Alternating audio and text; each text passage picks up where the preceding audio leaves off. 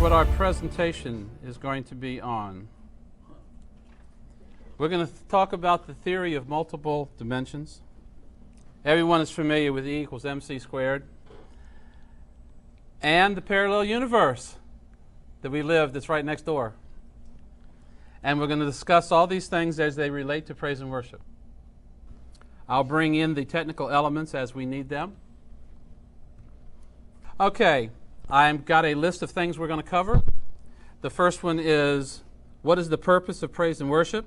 Second, we're going to look at your frequency aptitude in praise and worship. Then we're going to find out what Hebrews 4:16 is talking about. An aspect of praise and worship versus a performance. Then we're going to look at what is true worship. Of course, we're going to have to look at some protocols that are in worship so that we can understand what to do, when to do it, how to do it. And then finally, I have a practical application test at the end that we'll all do right here as soon as this presentation is over, right before we start praise and worship. How convenient is that? Purpose. Reverencing Yahweh is the beginning of knowledge. How many people have read that verse before? Every time we reverence Him, He is increased in us. I like to call this the Torah overlay. It's part of the James chapter 1 system in which you look in the reflection of what the Torah says. It's the character of the Almighty. This is a design of the Almighty to have Him increase within us. We should take advantage of it. Entering in helps to change us and affect our spirits. There are so many aspects to this that I have to pick out one here and one there to emphasize. So I'm going to try to do some highlight pieces. One of the main things that I like about entering into praise and worship is how it continues to change me more into His image. And then I view myself in contrast to the world, and I see it getting wider and wider. And that's very exciting. For how great He is and for all the great that He has done, this is an opportunity when we can express back to Him our appreciation. I think that's reasonable. All right, now I want to look at frequency aptitude. This is the story. You are well familiar with this story. The heart of the king of Syria was enraged over this thing, and he called his servants and said to them, "Will you tell me which of us is for the king of Israel?" One of his servants said, "None, my lord, O king, but Elisha the prophet, who is in Israel, tells the king of Israel the words that you speak in your bedroom." Ha! Yes. So he said, "Go and see where he is, that I may send men and capture him." I read this and I go, "King, what are you thinking? What are you thinking? You think it's that easy?" And it was told him, saying, "Behold, he is in Dothan," or something similar to that. Therefore he sent horses and chariots and a great army there, and they came by night and surrounded the city. Now when the servant of the man of God had arisen early and gone out, this is the servant, behold, an army with horses and chariots was circling the city. And his servant said to him, "Alas, my master, what shall we do?" Fear not. Isn't that a great two-word sentence? For those who are with us are greater than those who are with them. Then Elisha prayed and said, "Yahweh, I pray thee, open his eyes, that he may see." Yahweh opened the servant's eyes, and he saw, and behold, the mountain was full of horses and chariots of fire all around Elisha. Okay, we're good with the story, aren't we? So, here's my question. What just happened? I've got two options. Here's option one. As you can see, there is a visible spectrum within the spectrum, and it's magnified down at the bottom, and you can see it's a small section up there We're familiar with radio waves and microwaves and ultraviolet waves, X-rays, radiation, gamma rays, all part of the spectrum. We only get the small visible part. So when Yahweh opened his eyes, is it possible that he was allowed to see a lot greater part of the spectrum here, and maybe these guys were hanging out in the X-ray spectrum? Or maybe they were operating a microwave. Maybe it was a microwave spectrum. You had to see the lower group. That's option one. All right. Now I got option two. Faith is the substance of things hoped for and the evidence of things not seen. Without faith it is impossible to please him. For he that cometh to God must believe that he is, and that he is a rewarder of them that diligently seek him. So I have to ask you this question. Do you believe that there is one God? Yes. Well, who cares? Because it's irrelevant. And you know it. Believing that there's one God doesn't even get you out of the driveway. Why? Because James says, thou believest that there's one God, thou does well. So do the devils. And we see how far it gets them out of the driveway. Yeah, it's a little more than just, I believe in the one true God. Yeah, just stay in the garage. Okay, let's look at Hebrews 4:16 and ask the question, what are we doing? Let us therefore come boldly. I've put the Greek word translated boldly in bold. Now did I notice that? No, it's in yellow. It's highlighted. Okay. It's translated boldly in the KJV. Let us therefore come boldly unto the throne of grace that we may obtain mercy and find grace to help in time of need. Let's break down this Greek word. This is from Freiberg, which is a Greek dictionary. He says, an attitude of openness that stems from freedom and a lack of fear. I like that. Openness, freedom. I'm not fearing. We saw fear not earlier. Number one, in speech, openness, boldness, plainness, outspokenness. I have freedom and I'm lacking fear. In the public workplace, openness. 3, in the presence of high-ranking persons. Well, let me tell you, who are we in front of? I'm going to say that they're pretty high-ranking. I'm just saying. 4, in relation to God, confidence, boldness, joyful sense of freedom. Everybody got a picture here of what this word is saying. So does Dr. Strong. Let me tell you what he says. Freedom in speaking, unreservedness in speech. 1a, openly, frankly, without concealment. I like that. I like without concealment. There's sometimes we're talking to certain people and we don't deliver the whole package. And maybe that's okay in that particular situation. But here, there's no concealment. But 1b is even better. Without ambiguity or circumlocution. Especially circumlocution. You see that amongst the scholars all the time. Let's confuse the heck out of this and see what we can beat around the bush with. 1c, without the use of figures and comparisons. Now, I'm not trying to slant the parables. The parables were good. I like parables. I use parables. I'm into analogies. All right.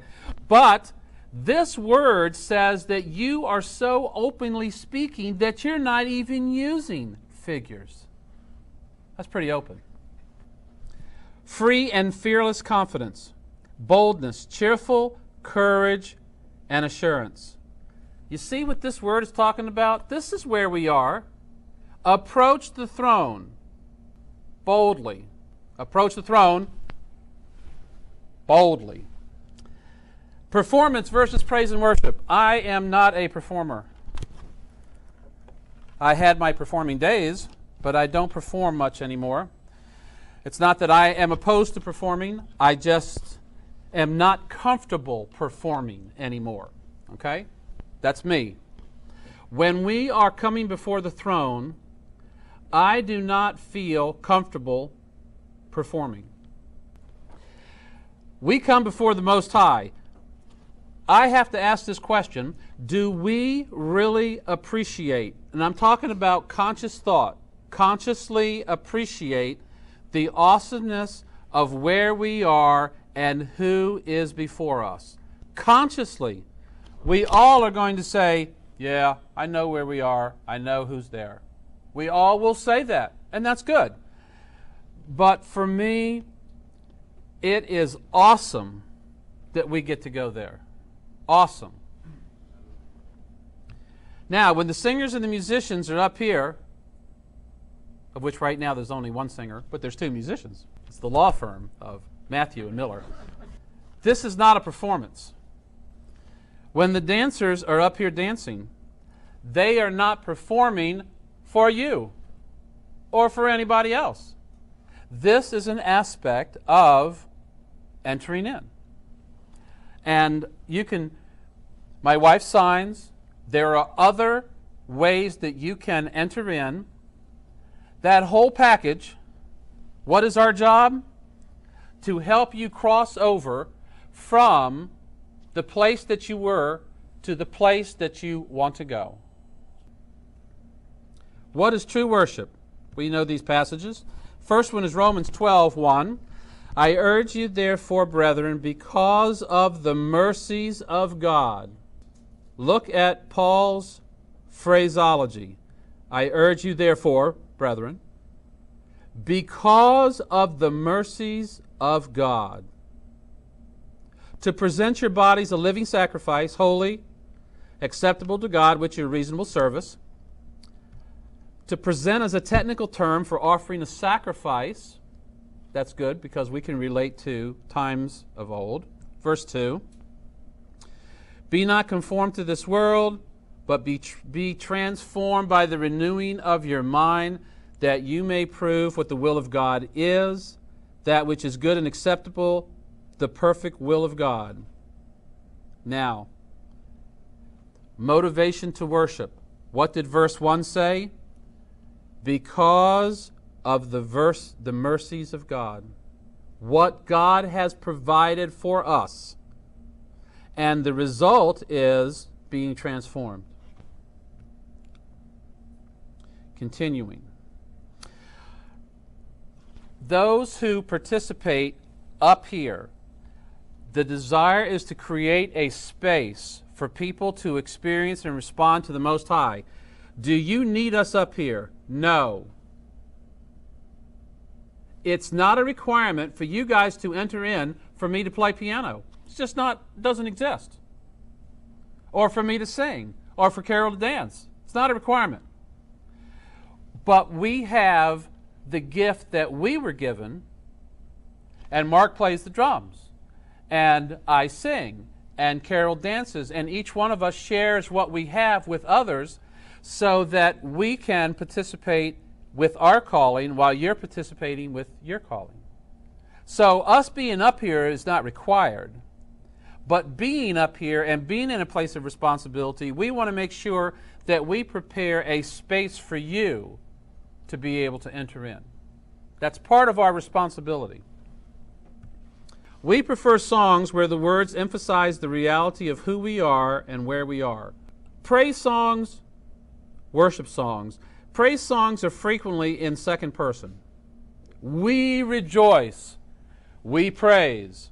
I'm good with that. There's a place for that. To not have that would be missing something. But then there's the place for first person. I exalt thee. We have to have the whole package. The whole package. From time to time, when you hear me play, you will hear instrumental interludes. Sometimes they will be in a fast song, so we could call that a time of rejoicing. You could just rejoice. If you're not dancing in the middle, then you could spin around on your chair. I'm good with that. We allow dancing on tables. Do we allow that? Yes, we have insurance. Okay, so, yeah, I'm trying to be flexible here. Sometimes when I'm playing a worship song, I will have a musical interlude that is slow. That could be for reflection and prayer. So I'm trying to provide you with the maximum of everything that I can bring together to enhance this space so that you can fully enter in. That's one of my tasks. All right, protocols. We can't do this without going through the protocols. Let me ask you a question. This is something that happens a lot. People are late. So it was asked of me to define what is late. What is late? Late is if you're not 5 minutes early, you're late. Because you need to come in and you want to say hi and you want to get your stuff and you want to get settled and you want to be ready to go at the beginning, and sometimes you can't. I've been late. To this day, I'm late. Periodically, I'm late. But I work at not being late, and it's a challenge. The second thing I want to do here, we have to have a drama. Is my drama? There it is. Okay. I'm going to perform a drama for you. It's a soliloquy. Imagine you're in the next eon. You're in Jerusalem. King David contacts you, and he would like for you to come and appear before him and Yeshua in person. Okay? You remember that true worshiper thing in John 4:23 and 24? So he sends out his servants and contacts you, and then the servants are bringing you in to Jerusalem, and you're coming in, you're coming into the temple, and you're there, and here it comes. And then what happens? An interruption. Call from Mark Matthews, Mobile 1. Hello? Oh, Yeshua, I'm sorry. I got to take this. That's a problem.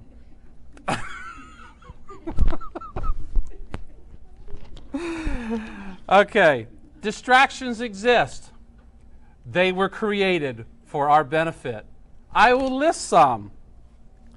Children, cell phones, chatting. These things can be a distraction to others who are trying to enter in. Now, we've never really had a problem with cell phones here, but at the feast, when there's hundreds of people, I have a slide. It's got a picture of a phone with a big red circle and a line through it, okay, that opens up every session so that people can come in and do this. And, you know, I've had cell phones go off when I'm speaking, and I'll just turn to the people and I'll say, is that for me? So these are things, because I have forgotten, my cell phone's gone off. I try to leave my cell phone on here because people call me and ask, how do I get there? I'm lost. That's happened more than once. So I have forgotten to turn it off, and then it goes off over there. So I'm as guilty as the rest of us, but I'm just saying we need to be aware. All right, let's continue next. Oh, and his laptop went off today too. I mean, of all things to go off. Another reason I'm bringing this up is because as much as we enjoy all of this, there is a serious part of it. Respect for the Father. He has summoned us. I mean, if you had to go to King David, that's one thing. If you got to go to Yeshua, that's a thing. You got to go to the Father. This is big time stuff where we are entering in. And there has to be a level of seriousness. I can rejoice with the best of you, but there has to be a level of seriousness too. If these people up here are all performing, then you should applaud when we're done, because we're good.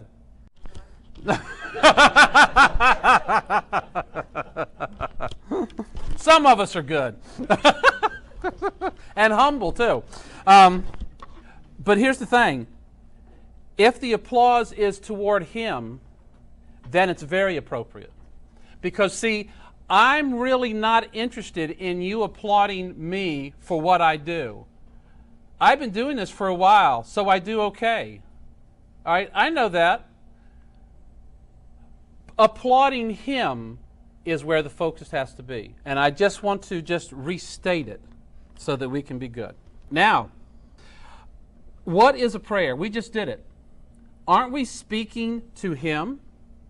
I mean, that's a general, simple, but that's a simple definition, right? Talking to him. Well, let me ask you this. What is a prayer with a tune? It's a song. It's not complicated. It's not complicated. So, where are you when these opportunities are taking place to enter in? Where is your head? What are you thinking? I'll tell you. You have the ability to be in two places simultaneously without moving your feet. Well, except for the dancers. I'm sorry. Okay. Doesn't work for the dancers. You can be in this building and you can be in front of the throne simultaneously without moving. I mean, that is cool. I mean, that beats a transporter. And I totally support transporter technology. If someone was to observe from afar our behavior during worship, would they conclude that we recognize the awesomeness of where we are and who we are in the presence of? Like, imagine that there's a segment of the angelic host that comes down to visit House of David when we are having our meeting. And praise and worship is getting ready to start, and they're observing it.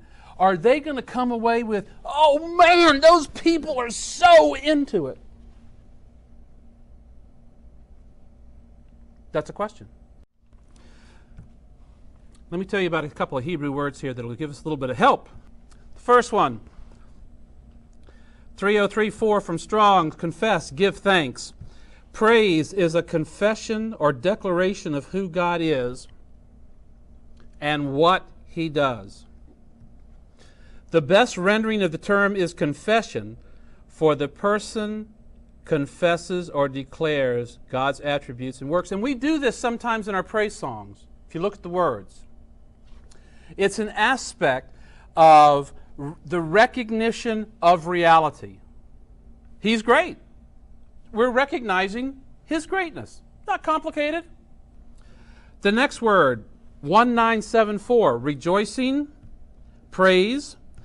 The root connotes being sincerely and deeply thankful. Sincerely and deeply thankful for and or satisfied in lauding superior qualities and great acts of Him. That's a great thing. That's a great thing. We get to do this. Together, we journey on to learn more and more of what it really means to bring meaningful offerings to the heart of God. Isn't it Hebrews that says, fruit of our lips, giving thanks to His name? Thoughts, words, deeds, and songs. We bring the whole of our lives as a response to what? His worth that is without measure. This is just not complicated. This is so easy. Practical application. We're going to do practical application right now. First question. Have we been forgiven? Yes, we have. Does your walk demonstrate that you've been forgiven? You don't have to answer out loud. Don't want to put anybody on the spot, okay? Are we called the children of God? Shh. As His children, should we have fear? What does Isaiah 43:1 say? Fear not. Finally, be ye all of one mind, having compassion. Does your walk demonstrate compassion? Just asking a question. Kingdom concepts. Let me ask a couple. Matthew 6, Our Father which art in heaven, hallowed be thy name. Thy kingdom come. We're looking for it. Forgive us our debts as we forgive our debtors. the kingdom, the power, and the glory. John 6, Yeshua said, I am the bread of life. Let me ask you a question. Do we partake of the bread of life? Is that an active daily role for us? And to what end? You are partaking of the bread of life. What are you doing with it? To feed a hungry world. Not hungry for bread, although there are places in the world where people are hungry for bread. Not taking away the importance of that, but I'm talking about another meaning that is higher up. And that is a world that is hungry to know the truth, and they don't even know that they're hungry. But we're partaking of the bread of life. And so within us, we need to see an outworking of, because of the mercies of God, as we unfold it here in praise and worship, and then as part of life. Just an encouragement. And when it's all said and done, we can say amen, can't we? Let's review. We've been forgiven, and we walk like it. As children of God, we don't fear. We have compassion for others and forgive others as we are forgiven. We hallow our Father's name and pray for the coming of His kingdom on earth. We partake of the bread of life so that we can feed those who are hungry. I mean, we could call this foundational maybe. Okay? Remain seated. Let's recite some lines. This is the practical application. I then shall live as one who's been forgiven. You can say this with me. You're allowed to speak now. I then shall live as one who's been forgiven. I'll walk with joy to know my debts are paid. Is that great or what? I know my name is clear before my Father. I am His child, and I am not afraid. So greatly pardoned, I'll forgive my brother. The law of love I gladly will obey. I then shall live as one who's learned compassion. I've been so loved, I'll risk loving too. I know how fear builds walls instead of bridges. I'll dare to see another's point of view. And when relationships demand commitment, then I'll be there to care and follow through. This is pretty serious stuff. But is this not the life of the redeemed? Your kingdom come around and through and in me. Your power and glory, let them shine through me. Your hallowed name, O may I bear with honor. And may your living kingdom come in me.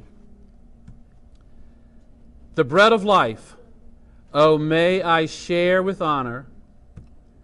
And may you feed a hungry world through me. Is that not awesome? That is awesome.